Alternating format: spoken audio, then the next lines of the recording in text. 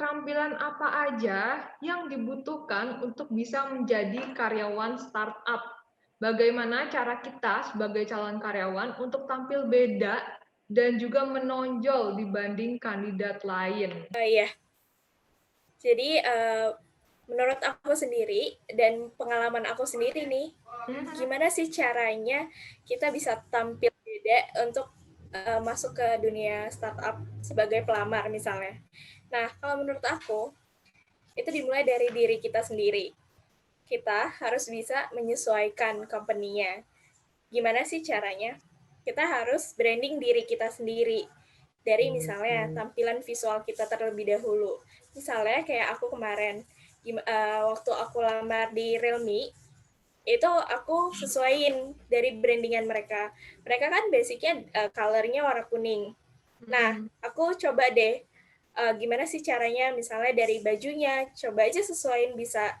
Nggak harus saat kita interview itu nggak harus warna hitam putih terus loh. Bisa juga pakai warna lain juga yang terlihat sopan. Lalu, selain dari tampilan visual, kita juga bisa masuk ke misalnya dari CV, dari portofolio kita. Kita bisa perbagus portofolio kita, apa aja yang sudah pernah kita praktekin.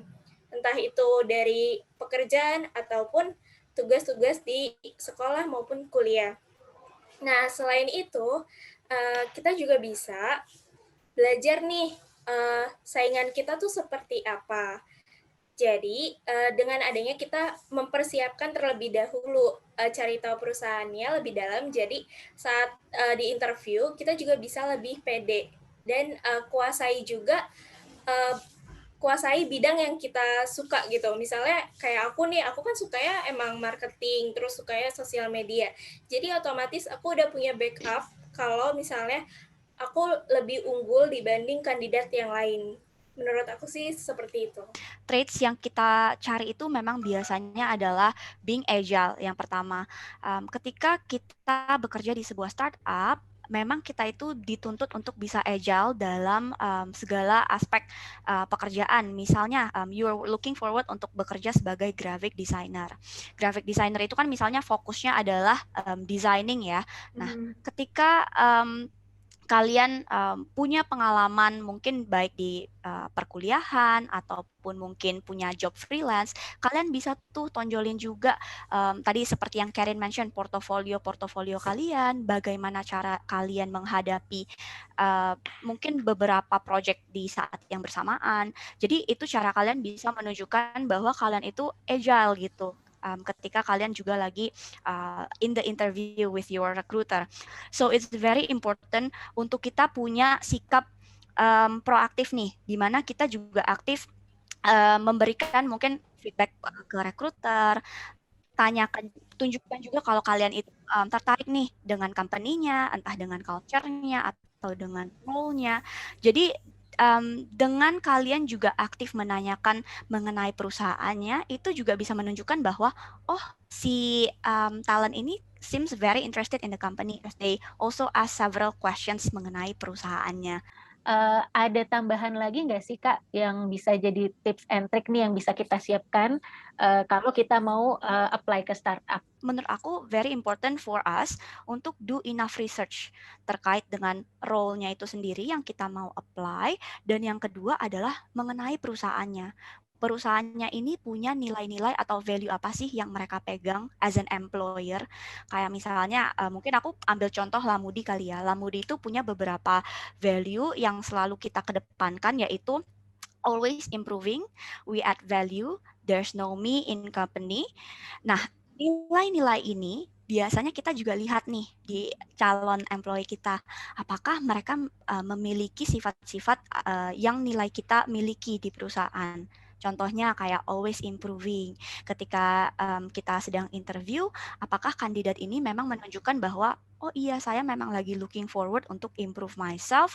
Misalnya sebelumnya saya pernah magang di perusahaan startup agency misalnya as a graphic designer. Saya ngerasa dari pengalaman magang saya ada hal-hal yang belum sempat saya pelajari, dan saya harap dengan let's say join di Lamudi, saya bisa mempelajari nih skill-skill yang saya pengen pelajari gitu. Jadi kelihatan, oh emang si talent ini they are still looking forward untuk improve dari segi skill mereka. Jadi menurut aku penting juga untuk teman-teman tahu value company-nya seperti apa, kemudian job desk dan requirements yang dicari itu seperti apa, untuk kalian yakin bahwa kalian adalah the right talent. Jangan sampai kita masuk ke startup tapi kita juga nggak pede sama kemampuan kita sendiri gitu. Mungkin yang beda adalah biasanya kalau misalnya kita udah di level mungkin manajer, kalau misalnya kita start fresh graduate, maka itu yang paling mereka lihat itu adalah GPA kita, terus pengalaman organisasi kita, gitu. Jadi itu merupakan hal yang penting, dan kalau misalnya kita punya pengalaman intern, kita bisa masukin di situ. Dan aku tadi baca pertanyaan yang menarik sih dari Leonardo ya. Mana ini? Sorry. Ya, dari Leonardo. Nah, dia bilang bahwa kalau misalnya kita nggak ada skill atau background education yang relevan sama dunia startup, itu bagaimana? Nah, kebetulan aku sendiri juga punya background pendidikan yang jauh berbeda di dunia startup. Cuma apa yang bisa kita lakukan, menurutku salah satu kuncinya itu adalah adaptasi yang terbesar. Jadi kalau misalnya kamu tahu nih, misalnya startup itu butuh, misal in term of data analyst, kamu butuh set of skill yang seperti ini. Kita di dunia zaman digital seperti sekarang, kita bisa ambil online course itu di mana saja, kita bisa mau course yang baik yang gratis maupun berbayar, bisa private course juga gitu. Jadi ada banyak banget source-nya yang bisa kita lakukan gitu di YouTube, buat prepare diri kita walaupun kita nggak punya relevan background, tapi kita tetap punya skill. Karena pada akhirnya yang dilihat itu adalah skill gitu. Skill, pengalaman organisasi, GPA, wrap up, semua itu biar kamu bisa dilirik oleh talent acquisition gitu atau user sendiri. Bahwa kalau misalnya tergantung, tadi kan saya share tentang bagian-bagian department di sebuah perusahaan. Misalnya kalian nggak ada background IT, tapi kalian memiliki passion di IT. Sekarang sudah banyak sekali channel-channel pendidikan, baik online ataupun offline, yang dimana kalian bisa take courses. Misalnya kalian mau masuk engineering, ya oke, kalian lulusan hukum seperti saya, tapi kalian ada passion di coding. Kalian bisa kok, sekarang banyak sekali channel-channel untuk belajar coding baik online, offline, dan kalian bisa gunakan itu sebagai basis CV kalian untuk apply ke perusahaan-perusahaan.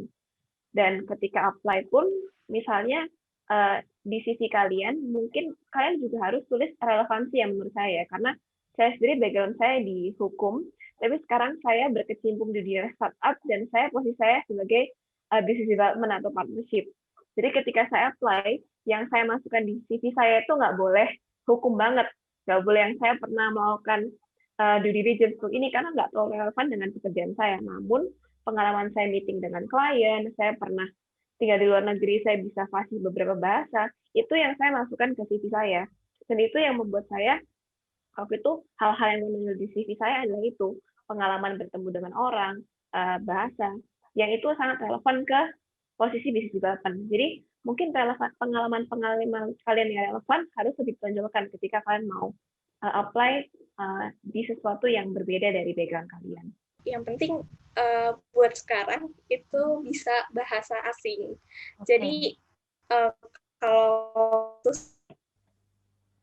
saya nih itu requirement-nya itu cuma yang bisa bahasa Mandarin. Nah, karena kebetulan aku tuh pernah ambil sastra, sebenarnya pernah les juga, dan nggak cuma itu, dari sekolah kan ada pelajaran bahasa Mandarin. Sempat masuk kuliahnya juga sastra China, tapi cuma 2 semester, karena aku emang tertarik banget nih di bidang ilmu komunikasi, salah satunya yaitu marketing komunikasi, yang saat ini aku itu sih. Salah satu elemen penting bagi karyawan maupun pemilik mengembangkan diri adalah memiliki mentor. Kira-kira bagaimana kriteria mentor startup yang ideal nih, dan strategi untuk mencari dan memilih mentor itu seperti apa sih? Jadi mentor pekerjaan itu saya sangat beruntung sekali karena dia adalah CEO saya sendiri. Jadi CEO saya sangat beruntung karena beliau sangat terbuka untuk mengajari dan membagi skill-nya. Dan itu sangat relevan dengan pekerjaan saya hari-hari karena benar-benar directly relevan dengan yang saya kerjakan. Jadi ketika saya menemui suatu masalah, beliau sangat terbuka untuk mengajari saya, dan itu sangat membantu dalam pengembangan diri saya.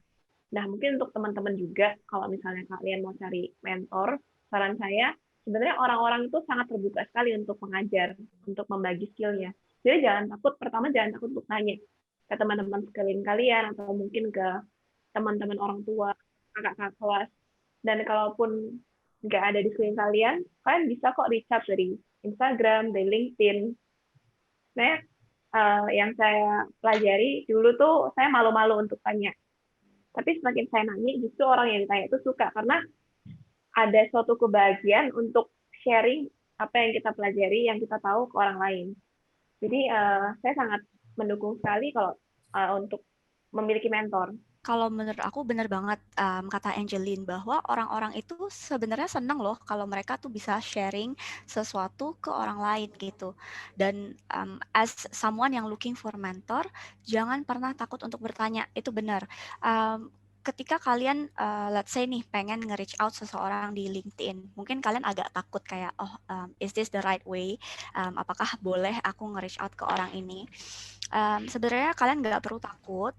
Yang perlu kalian lakukan adalah cari orang yang menurut kalian punya relevansi skills ataupun mungkin track record karir yang kalian juga pengen coba gitu, career path-nya atau mungkin experience-nya.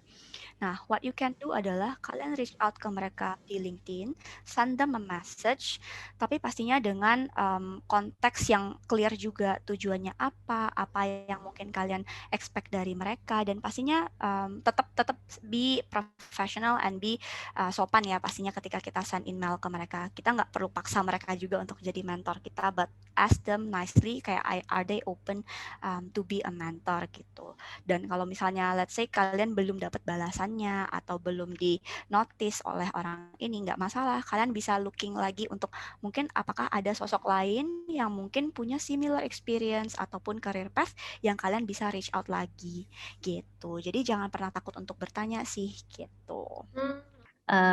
Bagaimana sih tips time management dan beradaptasi dengan sebagai karyawan startup? Karena kan kadang harus mengerjakan beberapa job desk sekaligus. Yang penting adalah perbanyak membaca dan perbanyak informasi, karena era digital kita bisa dapat unlimited information, gunakan itu sebaik-baiknya. Terus kalau misalnya kalian suka membaca, aku punya satu buku recommended yang aku sendiri baca, yaitu sebentar.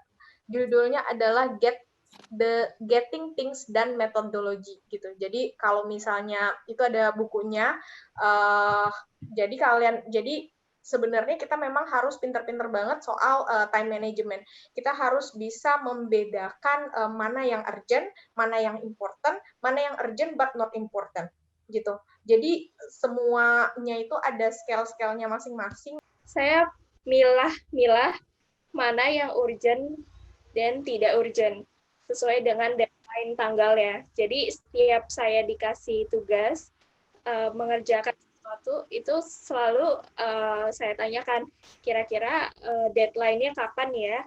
Apakah ini harus dikerjakan sekarang dan harus diselesaikan hari ini juga. Jadi saya sendiri bisa manage, dan kebetulan saya sendiri nggak suka sebenarnya kerjaan itu selalu ditunda. Jadi itu akan makin menumpuk. Agar kejadian tersebut tidak tertunda, jadi sebaiknya disesuaikan waktunya. Misalnya dikasih hari ini, kerjain juga hari ini juga gitu.